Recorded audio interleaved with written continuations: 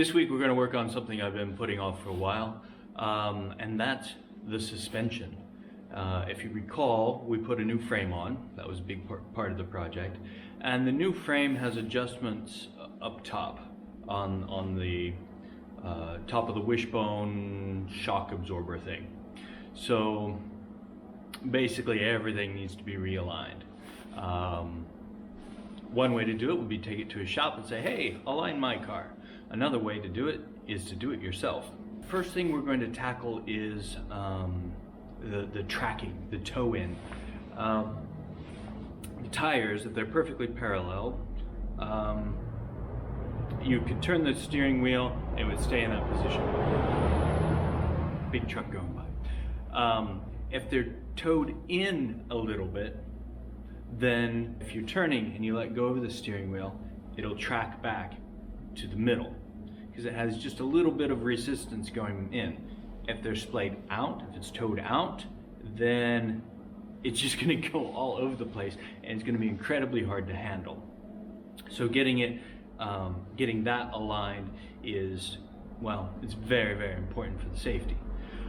It's also, on the original car, the only adjustable part on the suspension. So that shows how important it is.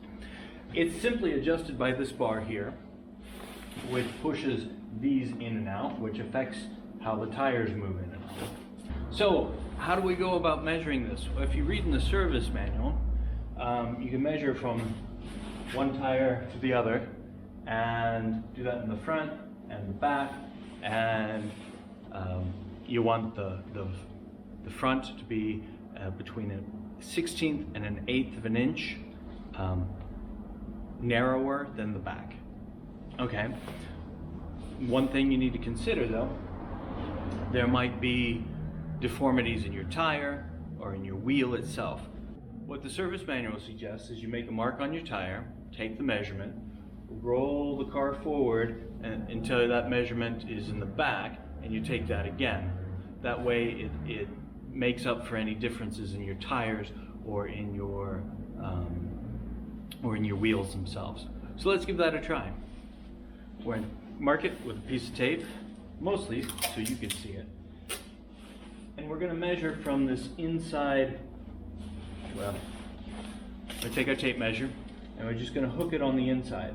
When we do that, we have to be careful. If we squeeze really hard, we can get a different measurement because, we're measuring off of rubber. So we're going to measure just below the frame, which is right here.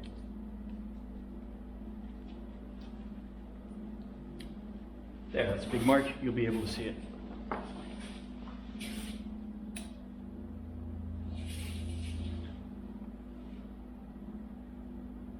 So from here over to here, just below the frame, is 45 and a 1/16. Now we're going to roll the car forward.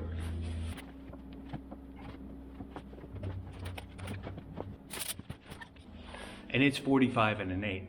So what's the difference between them? A 1/16. So we're actually really, really good.